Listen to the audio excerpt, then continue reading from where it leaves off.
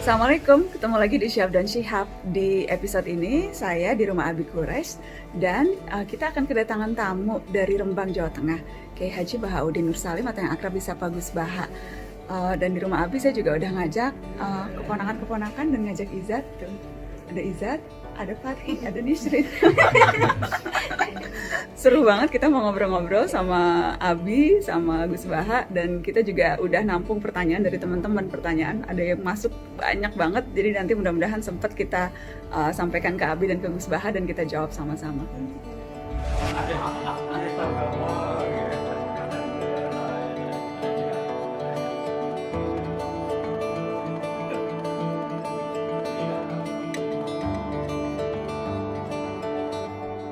Assalamualaikum warahmatullahi wabarakatuh, teman-teman. Senang sekali, alhamdulillah Syihab dan Syihab bisa kembali. Dan kali ini Syihab dan Syihab di rumah Abi Quraisy kedatangan tamu dari jauh, dari Rembang.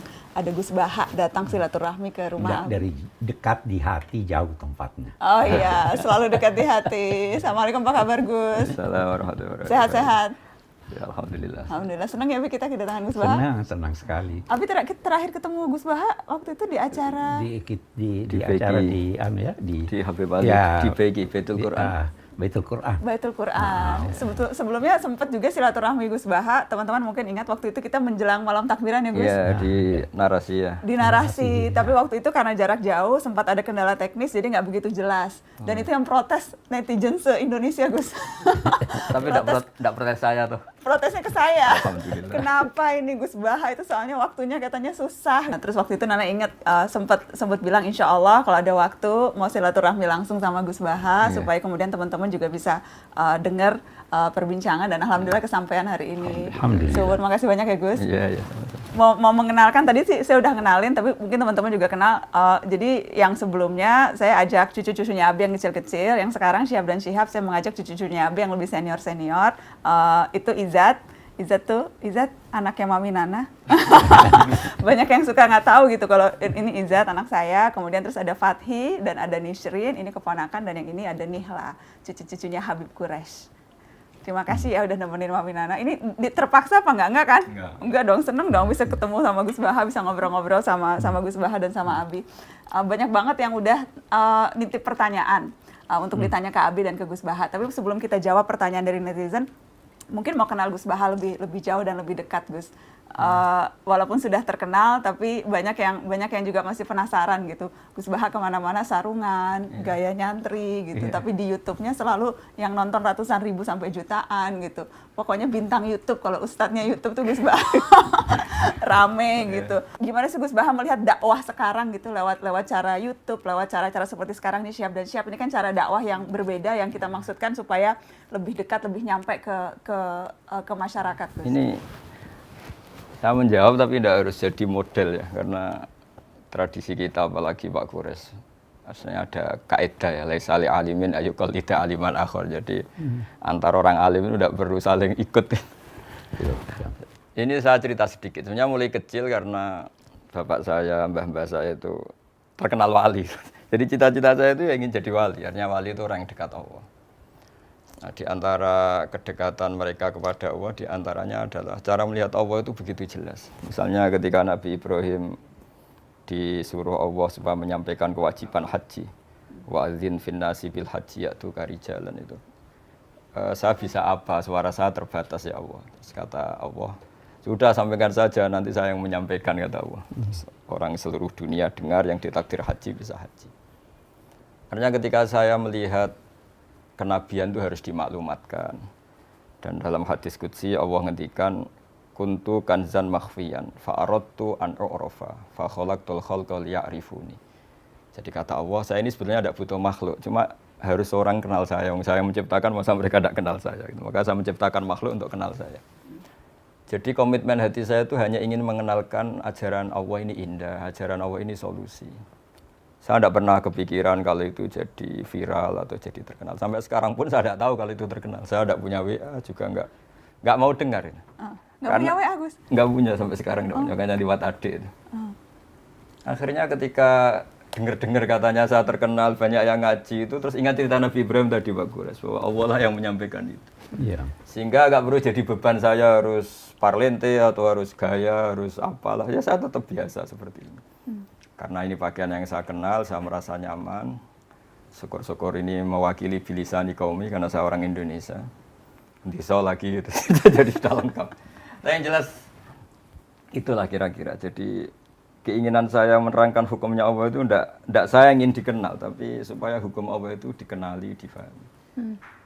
Contoh yang paling mudah banyaklah dosen-dosen Jogja ngaji saya itu termasuk UGM. Kemarin UGM juga ngaji saya sebelum narasi ya. Itu saya mungkin barokahnya baca banyak ya. Mungkin Pak Kures lebih tahu saya baca banyak. Saya menghidupkan ilmu-ilmu Al-Quran yang mungkin orang lain sudah nganggap itu enggak penting. Yaitu tadi, bahwa kebenaran itu dimulai dari diperkenalkan. Yuzhirahu ala dini kulli. Jadi orang tahu kalau itu bidan ya karena ada tulisan ini bidan, ini dokter gigi, ini toko apa ya, onderdil, toko TV. Kenapa kita tidak memperkenalkan Allah? Padahal Allah ini zat paling penting. Makanya banyak ulama mengartikan illa liya'budun illa liya'rifuni. Sebab mereka kenal kami, kenal Allah. Sehingga saya nyaman saja ketika terkenal apa tidak terkenal, ketika saya sudah memaklumatkan ilmunya Allah, sudah menghilangkan dosa kitmanul ilmi, ya sudah saya nyaman. Sehingga saya dengan tanda kutip nggak mau lagi dengar apa orang nerima apa enggak, cocok apa enggak, karena terus jadi lucu saja kalau di dunia wali kedikte makhluk. Karena tadi cita-cita saya ingin jadi wali, entah sudah kesampaian tanda.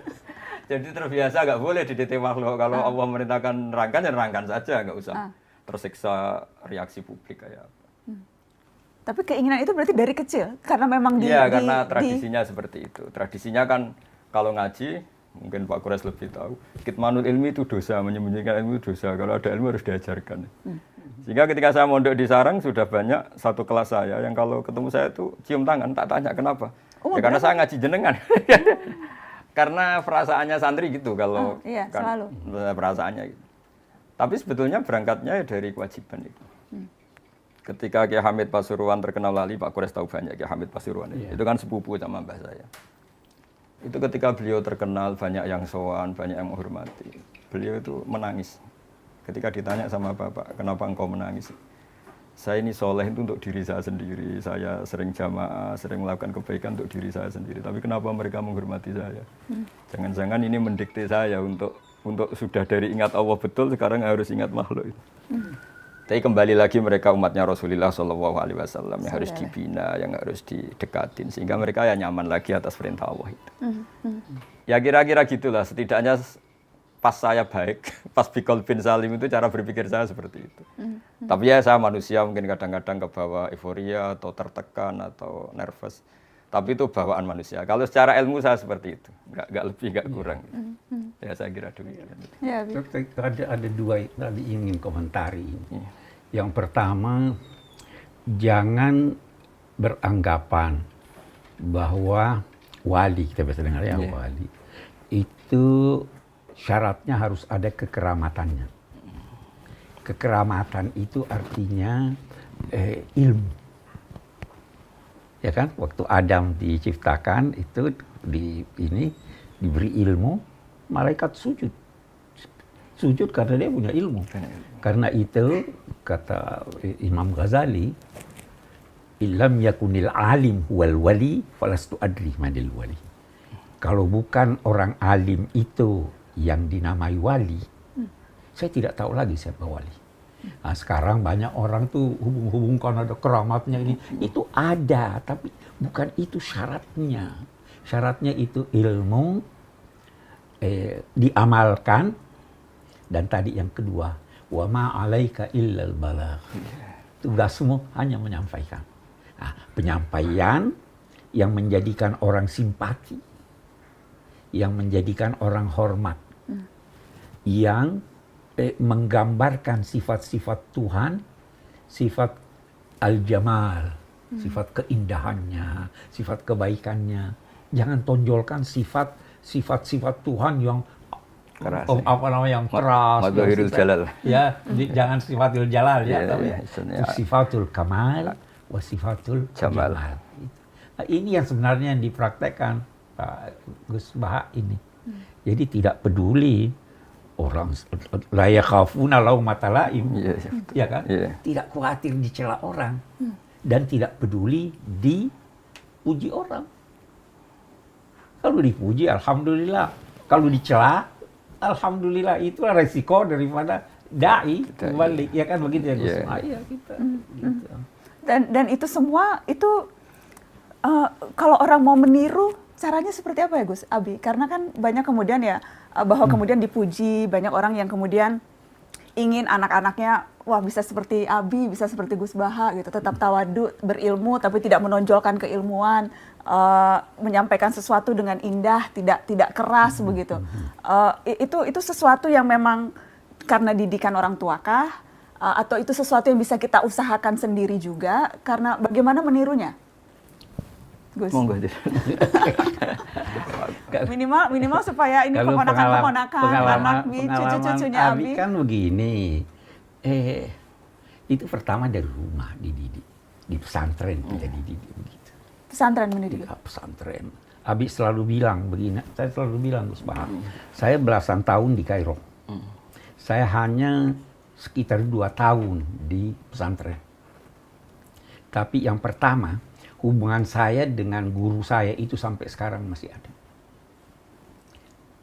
Perlu dikasih tahu gurunya siapa? Habib Abdul Habib Qadir. Abdul Qadir Bil Faqih Malang. Habib Darul Abdul Hadis. Qadir itu kalau Abi ada sesuatu yang ini, Abi mimpi dia. Jadi ada hubungan. Kenapa itu? Karena dia ikhlas. Keistimewaan pesantren itu guru-gurunya ikhlas. Kalau kita di ini barangkali pertimbangannya kum atau kam. Iya kan? Itu jadi dan di rumah. Itu dari pendidikan, keikhlasan mengajar, keikhlasan ikut, hormat. Apa yang Abi ingat di pesantren 2 tahun Abi di pesantren, tapi mengingatnya bahkan lebih dari belasan tahun Abi di Kairo? Iya, yang paling Abi rasakan itu keikhlasannya.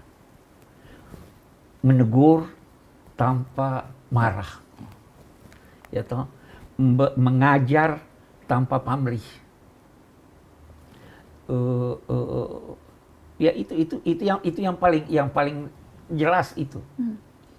Apa Gus keistimewaan pesantren, santri, orang yang nyantri itu keikhlasan tadi dan apa yang berbeda begitu, yang betul-betul digembleng santri-santri kita?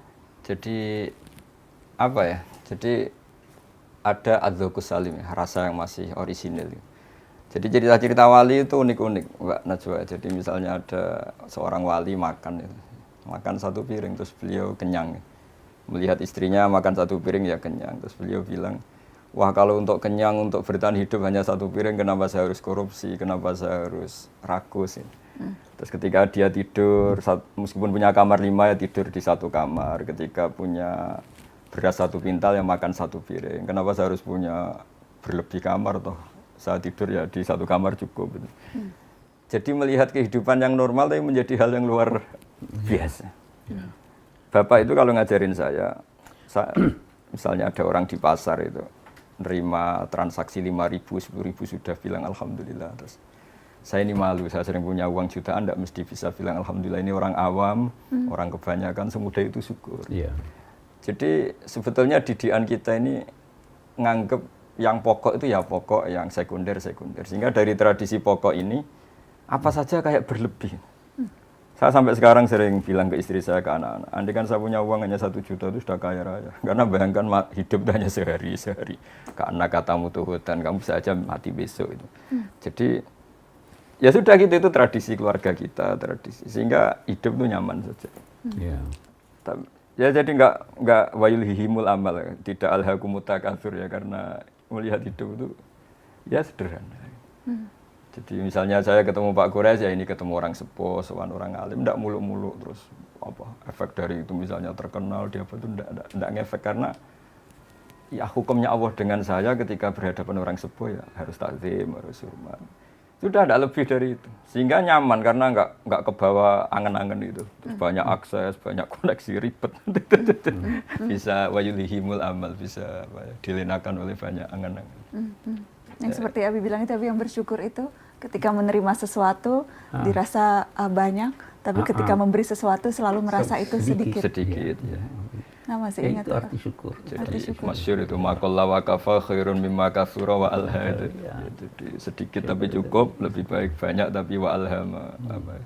Jadi kan kita lupa Karena diri. memang sebenarnya kebutuhan kita tidak banyak. Kebutuhan kita tidak banyak.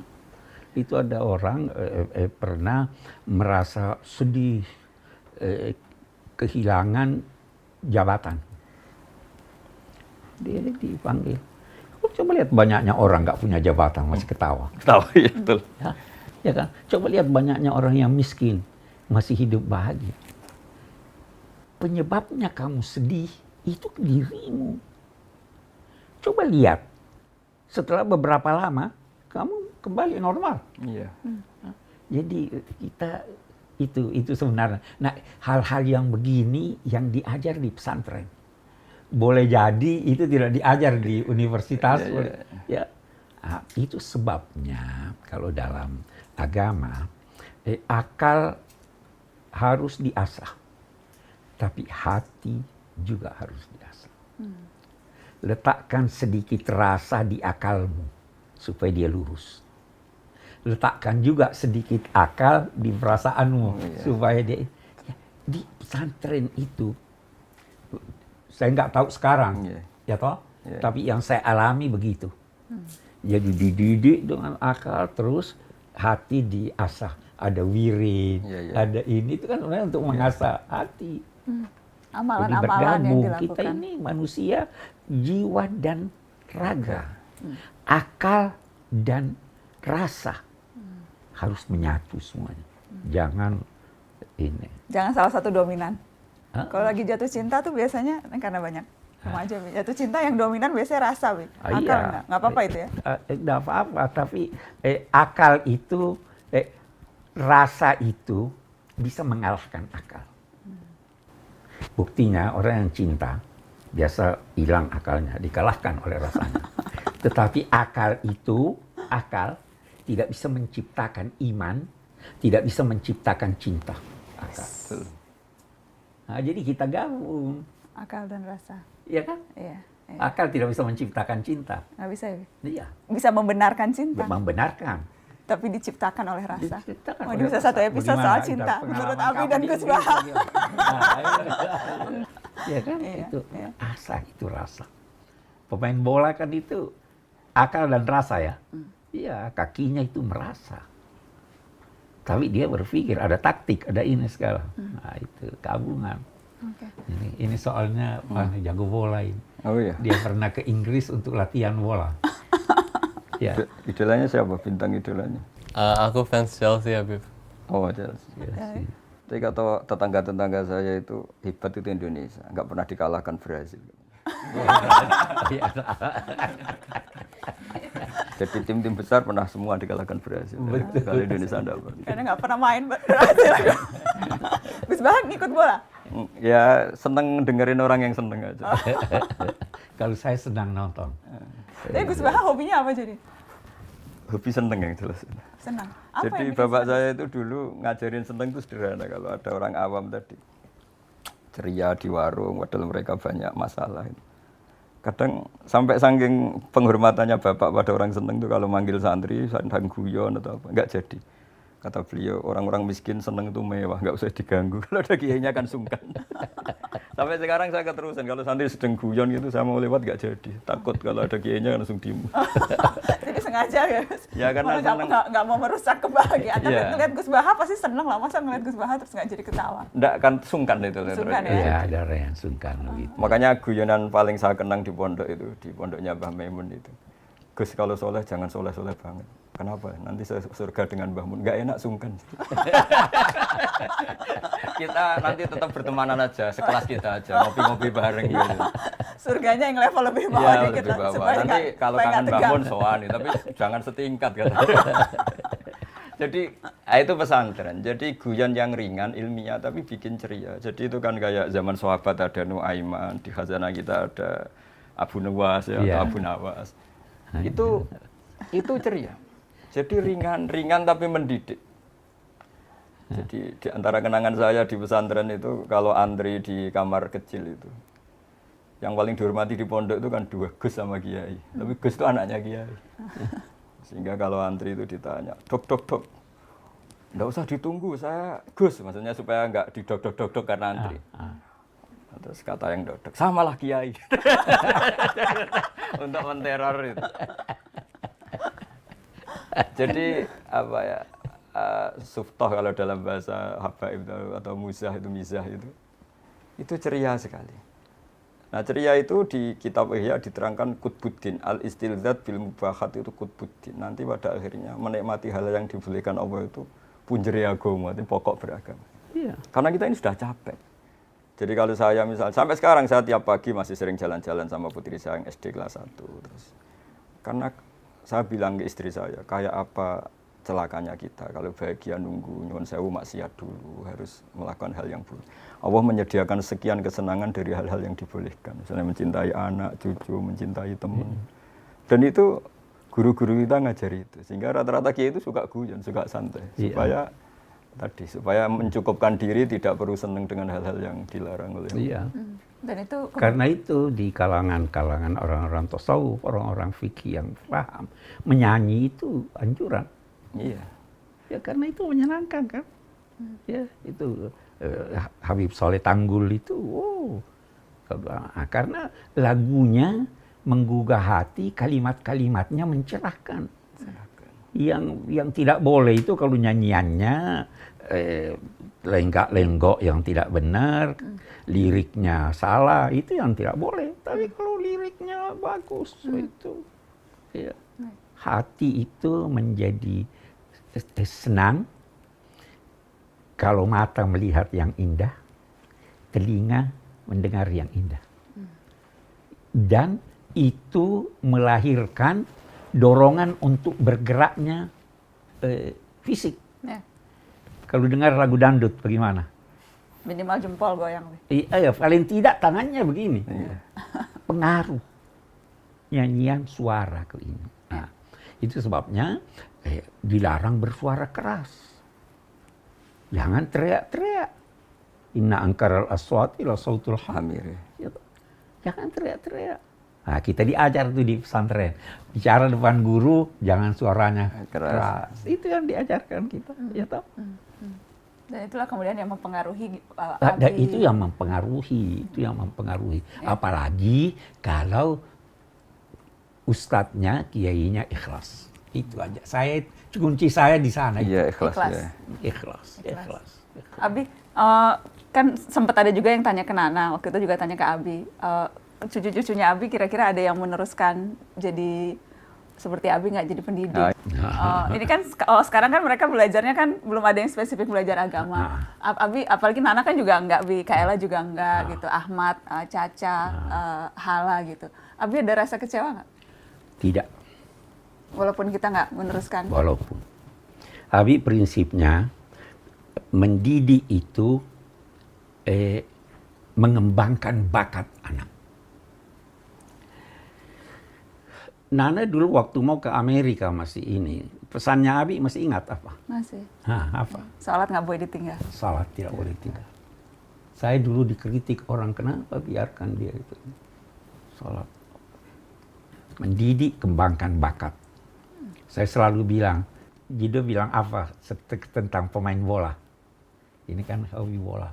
Gimana? Masih ingat? Muhammad Salah bagaimana? Jido bilang. Saya selalu bilang begini, itu pemain bola Mesir. Yang dari Mesir. Dari Mesir, Muhammad Salah itu punya pengaruh luar biasa, bisa melebihi beberapa doktor, ilmuwan, bahkan kiai. Kayak Zainuddin dulu, Zidane. Iya. Yazid Zainuddin. Iya toh, jadi pandai dalam bidang apa saja. Tapi jangan lupa agama, yang paling penting jangan lupa sholat. Sholat itu kunci. Ya toh, Iya, itu yang kita di ini. Apalagi kalau baca wirid. Masih baca wirid? Selalu di Senin Umi. Relatif. Ada. Terus bolehkah mensalawati seseorang supaya bisa berjodoh? Kalau kita sudah berusaha mencari calon istri tapi belum berhasil, dapat putus, apakah tandanya kita harus pasrah, Gus? Harusnya mulai usaha juga sudah sambil pasrah.